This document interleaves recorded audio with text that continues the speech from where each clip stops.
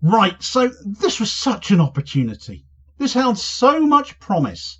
And yet, as always seems to happen, you let the wrong people stick their noses in, interfere, and then things go pear-shaped. So it has gone with the recent news that Iran were prepared to negotiate with the UN's nuclear watchdog, the IAEA, in good faith, to head off those accusations from Israel and its allies that they were attempting to enrich uranium in order to develop nuclear weapons, something Iran has been working to actually rid the Middle East of and develop a nuclear-free zone there since 1974, and which the Ayatollah rulers of Iran have had a fatwa in place against the development of such pointlessly powerful weapons since the 1990s. Well, the West must ensure that Iran remains the global bogeyman, it seems. Any hint of reason apparently needs to be headed off for Israel's sake, and as a result, a small group of the usual suspects put forward a motion so offensive to Iran that not only have Iran now walked away from the negotiating table, they've gone home and set about increasing their uranium enrichment capacity instead. Good job, guys. Good job. Right, so this is so typical of Western interference, that when a golden opportunity was set before the UN, and in particular the IAEA, the International Atomic Energy Agency, which already had a ropey relationship with Iran as it was, to get that theocratic state to open up more about the nature of its uranium enrichment activities, and open up they actually had. The Director General of the IAEA, Rafael Grossi, and a small team were able to not only speak to Iran, but actually went there, toured 2 of their sites, looking at Iran's enrichment facilities and the centrifuge machines they use in the enrichment process, and it seemingly went very well. Grossi apparently pushed for a temporary halt, not ban, to enrichment of uranium past 60% as a goodwill gesture from Iran towards the IAEA to pave the way for further interaction, and Iran had agreed to it. All going well, all looking really quite positive. The very next day, following that visit, Iran actually began its preparations for curbing its stockpile of enriched uranium that had been enriched to 60%, which is well beyond what is required for energy purposes, but stops short of what is required to create weapons. And as I've said previously, Iran has had these commitments to not develop nuclear weapons in place for a long time. The enrichment to 60%, therefore, might mean, well, on one hand, they may be going there anyway and are not keeping their word, but equally, they may have simply developed it to that point as a warning against those being widely critical of Iran over it. No intention perhaps to develop nuclear weapons, but to have the capability, acting in much the same way, same argument I suppose, that nuclear armed nations use for the sake of having these weapons themselves as a deterrent. But none of that takes away from the fact that Iran let the UN in. They let the IAEA in, let them look around, agreed to a concession there and then, and all things ended seemingly quite amiably. And then the West stuck its nose in the form of the so-called E3 nations, namely the UK, France and Germany. Collectively they are referred to as the E3. One of the conditions for Iran agreeing to curb its enrichment of uranium that they'd made to Grossi was to do away with an upcoming censure motion against Iran. Reuters picked up this story, as this excerpt shows. One of 2 confidential International Atomic Energy Agency reports to member states, both seen by Reuters, said Iran had offered not to expand its stock of uranium enriched to up to 60% purity, near the roughly 90% of weapons grade, and had made preparations to do that. The offer is conditional, however, on Western powers abandoning their push for a resolution against Iran at this week's quarterly meeting of the IAEA's 35-nation Board of Governors over its lack of cooperation with the IAEA, diplomats said, adding that the push was continuing regardless. Iran's Foreign Minister Abbas Araghchi told his French counterpart Jean-Noël Barrot that the push from France, Germany and Britain to submit a resolution against Tehran would complicate matters and contradict the positive atmosphere created between Iran and the IAEA, the Iranian Foreign Ministry said on Wednesday. During IAEA Chief Rafael Grossi's trip to Iran last week, the possibility of Iran not further expanding its stockpile of uranium enriched up to 60% of U-235 was discussed, read one of the 2 quarterly IAEA reports.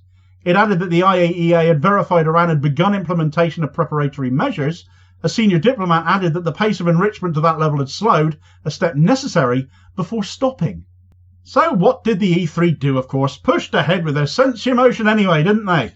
All the goodwill, all the good work, completely undone by 3 countries who are massive allies of Israel, which I'm sure had absolutely nothing to do with any of it, not given Israel's eternal squawking that Iran is a nuclear threat, and all despite Israel being the only actual nuclear weapons possessing nation in the Middle East, and a nation whose scale of nuclear capability is also a complete unknown because they haven't been made to sign up to checks and balances themselves, something that really ought to concern the UN and the IAEA a great deal more than Iran does. But again, cover is always provided for Israel, isn't it? And despite Iran's willingness and openness, this censure motion went forward anyway, calling out Iran, berating them again in a manner similar to previous censure motions made against Iran by the E3 again back in November of 2022 and June of this year as well. It repeated demands that Iran supply technically credible explanations for the uranium traces that have been detected and allow IAEA scientists to take samples. The IAEA must also be allowed to compile a comprehensive and updated assessment on the possible presence or use of undeclared nuclear material in connection with past and present outstanding issues regarding Iran's nuclear program, including a full account of Iran's cooperation with the IAEA on these issues. Iran had literally just let the IAEA in. They had just opened dialogue again, allowed them to actually tour facilities, made an agreement they were already acting upon in capping enrichment of uranium past 60% in exchange for no censure motion, and these idiots in the West pushed ahead with it anyway, did it anyway, knowing exactly how Iran would react. They said they would react this way. Goodwill has to work both ways after all, and react they have.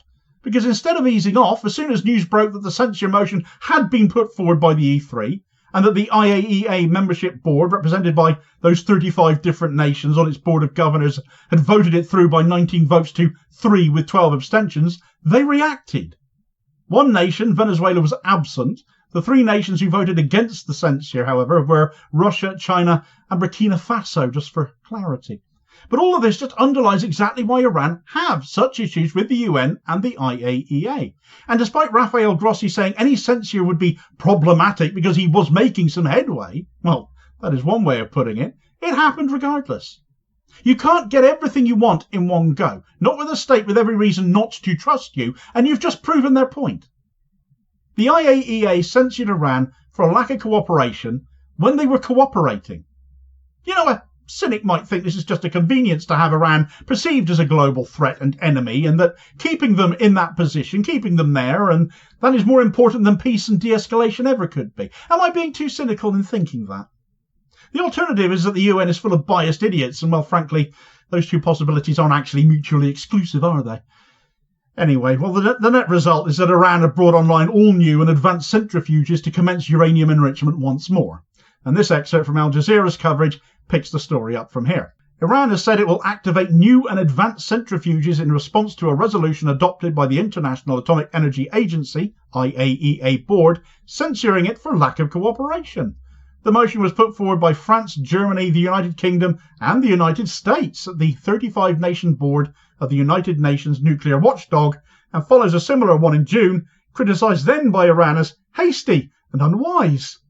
The Atomic Energy Organization of Iran and the Iranian Ministry of Foreign Affairs condemned the passing of the resolution and said on Friday that Iran's nuclear chief Mohammad Eslami had issued orders to launch new and advanced centrifuges, powerful machines that spin rapidly to enrich uranium. The joint statement added that technical and safeguards cooperation with the IAEA will continue, as in the past, and within the framework of agreements made by Iran. What a waste of time and energy that censure motion has been. Having done it twice before and knowing it sets back diplomacy with Iran over their nuclear enrichment program each time, they did it anyway, third time around. To argue against this being politically motivated, especially given the US were also heavily playing up passing this censure motion and sticking their nose in as well, it's for the birds, quite frankly. Of course it's politically motivated. Of course it is. There was no reason whatsoever to not show some goodwill to Iran on the part of the IAEA as well, given how positive that visit by Grossi and his team had been. Now there's an argument for saying Iran reacting like this will play into Western hands, though of course some people will of course be saying that, plays into the narrative that they are really a rogue state. But again, I don't think they come out worse here. Not when Western nations are already damned in the eyes of so many people around the world for ongoing support for Israel, and when more and more people are distrustful of what mainstream media tells them anyway, choosing to go online looking for their news more and more often instead now. given Israel has had beef with Iran and their allies do as well. Instead of looking to mitigate a potential borderline new nuclear power by ensuring safeguards and the right checks and balances are in place, they've chosen to play politics with it instead. And now Iran are enriching uranium again, and may well go further, beyond 60% now, further towards the 90% needed for weapons-grade uranium. And whether you believe Iran would produce weapons with that, should they get there, or just enrich to that point because they can to send a message, it was all totally avoidable. And the E3, along with the United States as usual, should shoulder the blame if Iran do indeed work towards that goal now. You had a golden opportunity to put global safety first, and you turned it into a political stunt. Slow hand clap for Western leaders, folks. It isn't just me that has pointed out the hypocrisy of giving Israel a free pass over nuclear capabilities and coming down hard on Iran either, because Iran have pointed out the obvious themselves too, exposing the Israeli exceptionalism over nuclear weapons, as this video recommendation here will tell you all about as your suggested next watch, and I'll hopefully catch you on the next vid. Cheers, folks.